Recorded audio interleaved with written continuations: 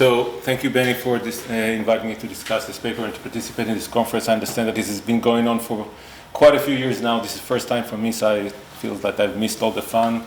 But okay, but okay. And so when Benny offered me to discuss a paper and participate with it, he showed me the list of available papers. I looked at the list and then I said, which one is the paper that I know nothing about? So that was one of these papers. It looked really interesting, but I still don't know much about corporate purpose. I know more now. So the bad news for you, Claudine, congratulations on this paper being accepted for publication. This is the time when we don't need or don't want any comments, especially for an uninformed discussant. But having said that, it was only accepted like 3 weeks ago. Yeah. So, anyways, I'm still going to provide you with my comments.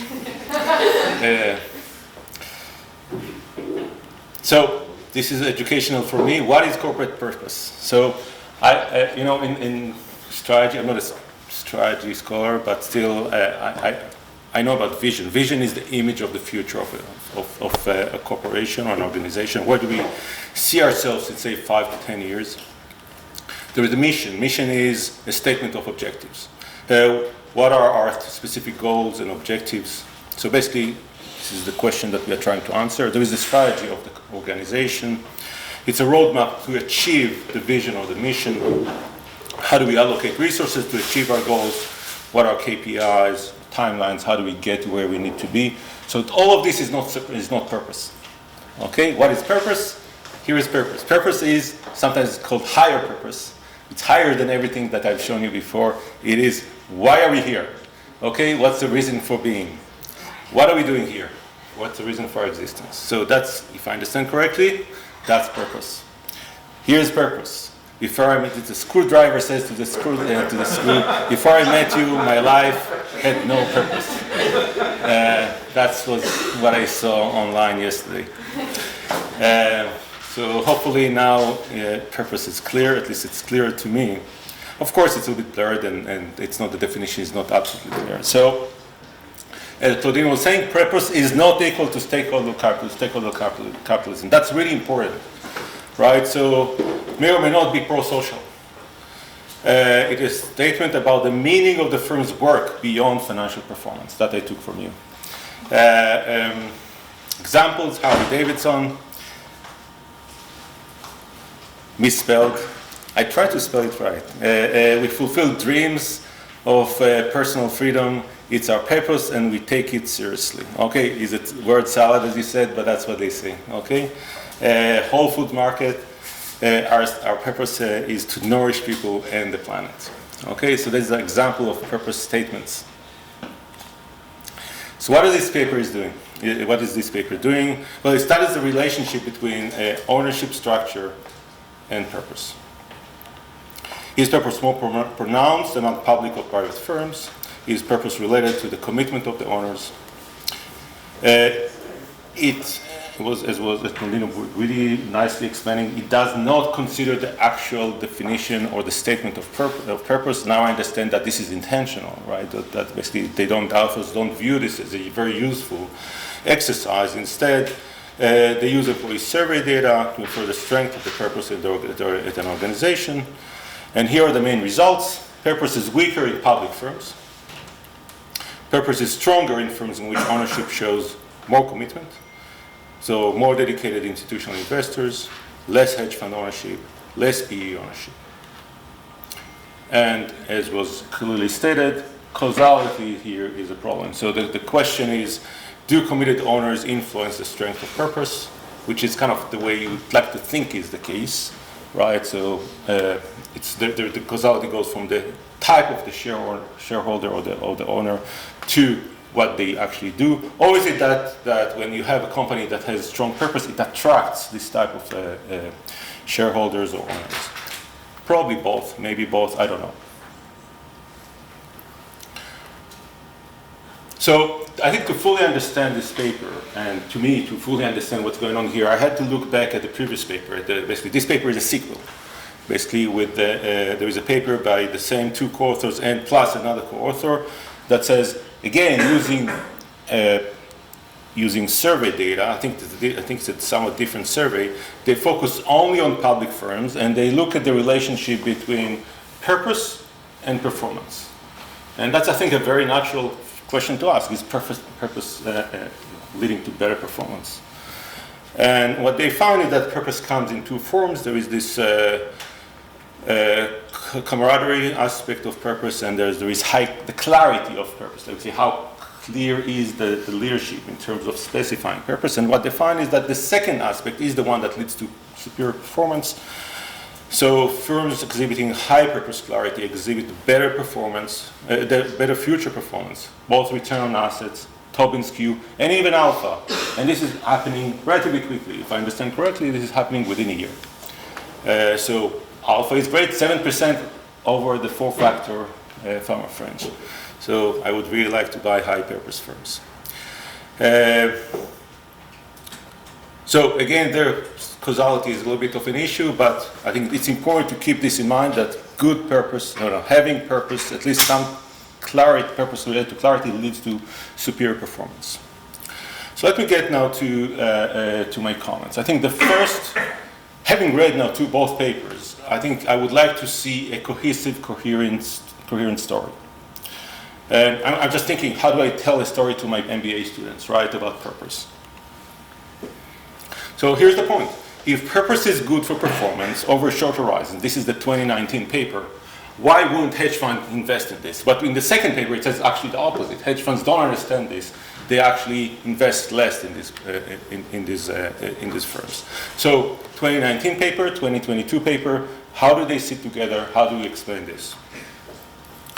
So regardless of the direction of causality, which I don't know what it is, I would expect exactly the opposite result in the 2022 paper given the 2019 paper. Wouldn't hedge funds, even PE firms, benefit from a 7% abnormal performance over a short horizon? Comment number 2. This is the story about hedge funds. So the question is, why don't hedge funds invest in these high purpose firms?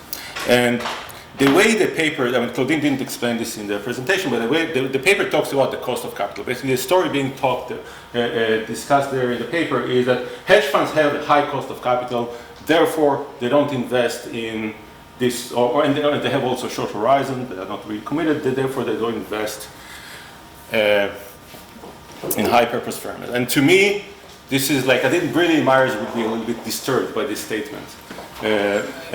I mean, cost of capital, the way at least the way I teach cost of capital is like, it's a weighted average cost of capital. I think what you mean, I'm a finance professor, right? I think what you mean is cost of equity capital. Is that basically, indeed, hedge funds have being levered, right? They have, say, 80% leverage. And so their cost of equity capital would be really, really high because of leverage. But what you really care about when you invest is your weighted average cost of capital. And so it wouldn't be very high because the cost of debt capital is typically pretty low. So I think I just don't see how this would be the right argument. And it actually will put you in hot water in people like me. In finance, your finance colleagues. So I kind of would be careful on how to state that. The same thing about commitment and horizon. We know that hedge funds actually have lock-up periods. They have some of them at least have long investment horizons. They don't have the liquidity issues that, say, open-ended funds have. They can stay there for longer. And so, again, I'm trying to think about how do we match, how do we relate between the 2019 paper, which says good returns over a short run, and the fact that hedge funds are not investing. So it's a matter of what's the hypothesis, what's the story behind this. I don't argue with the results. Causality, it's difficult. I don't have serious solutions. And I think you are really transparent about this, which is exactly what you need to be. What you do is what you can do. Basically, there's this lead leg analysis or this small sample switching between, let's look at firms that were private and became public. Do we see anything that is consistent with the results? I think that's the kind of thing that you have to do. You may want to consider doing the opposite, especially during this sample period. I think there was a period where it was trendy to go private. So just doing from private, public to private. Don't know if there is anything in your. So there's no difference, but yeah. I see. Okay, maybe you've done this already. That's fine.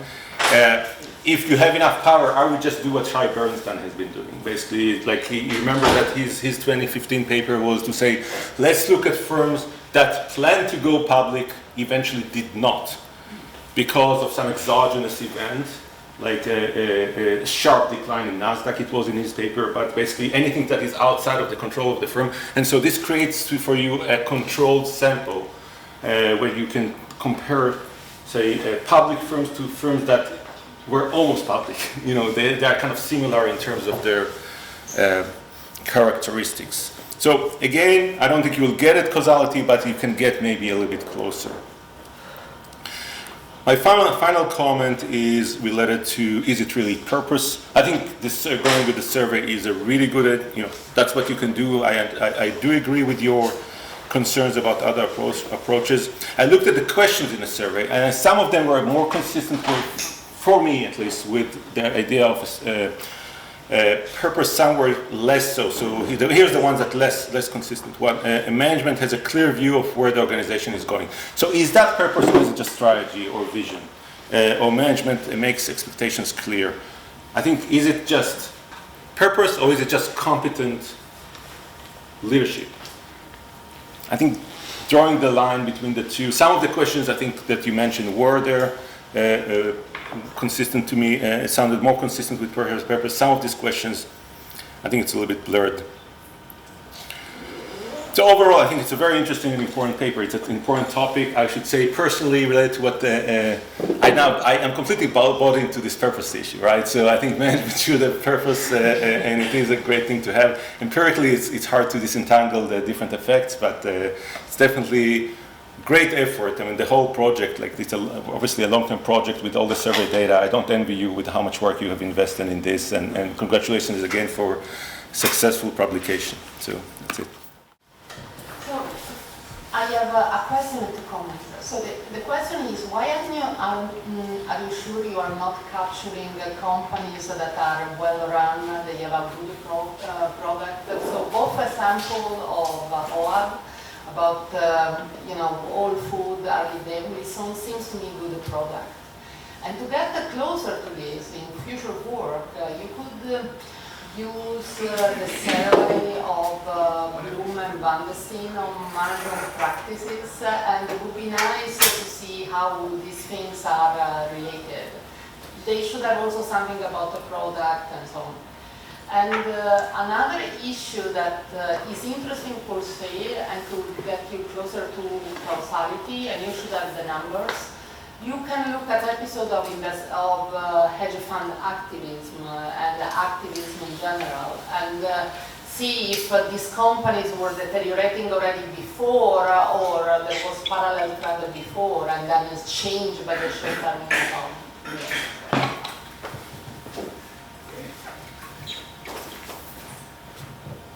So, just can I very briefly respond, or I don't want to use up all the time, but just very, so We'll take a few questions and then you answer. So maybe it's not important, but it was not clear to me really what the difference in purpose and culture. Okay, and I think in many of your regression, I just saw their culture instead of purpose in everything you go through. Second comment is actually about a lot of the regression, when you put them there and I look at the dependent variables, it almost seems to me like firms that are subject to quiet life and empire building have purpose. I mean, if you look at your variables, these are the same variables that we typically attribute to firm with quiet life, manager growing from the inside, not much pressure sort of on the insiders or on the workers, which may be also related to our comments about sort of a little bit more clarification there.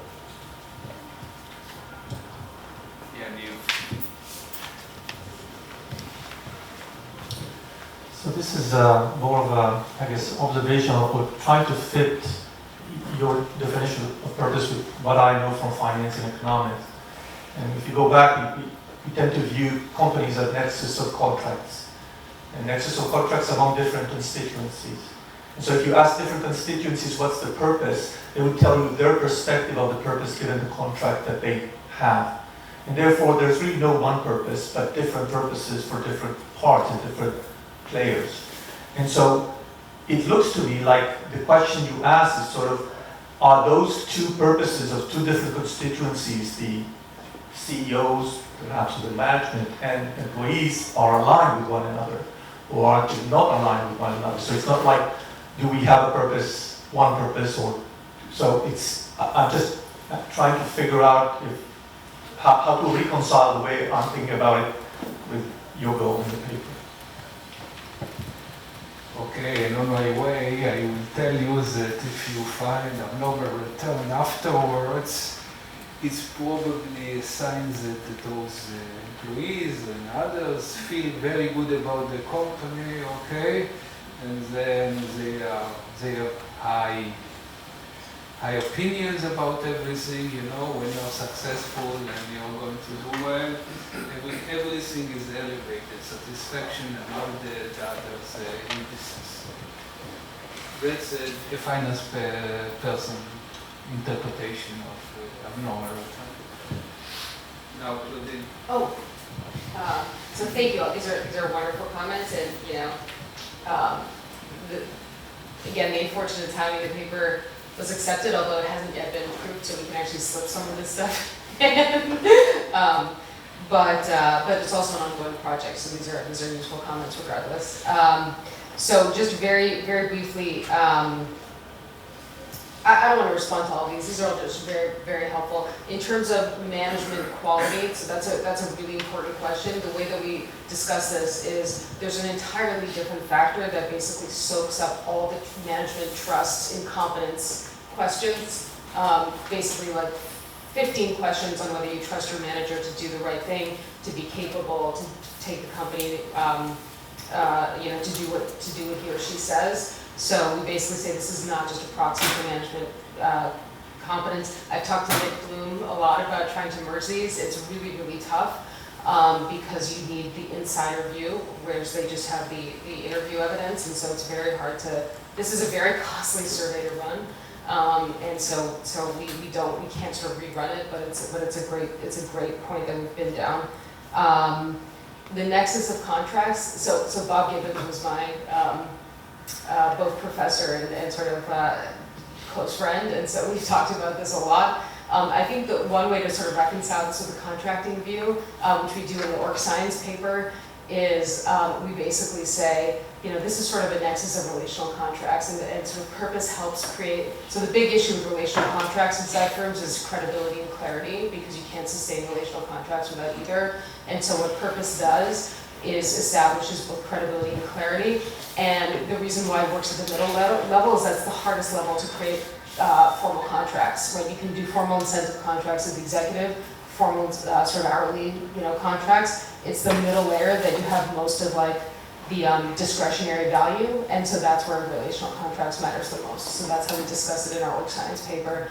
And then culture is like a morass, but the way we discuss culture is essentially culture can be defined like all the way from Shine to OB, which really talks about sort of values and norms. And so we basically say if you take a very broad view of culture, then you can sort of view this entire survey as like a culture type of survey.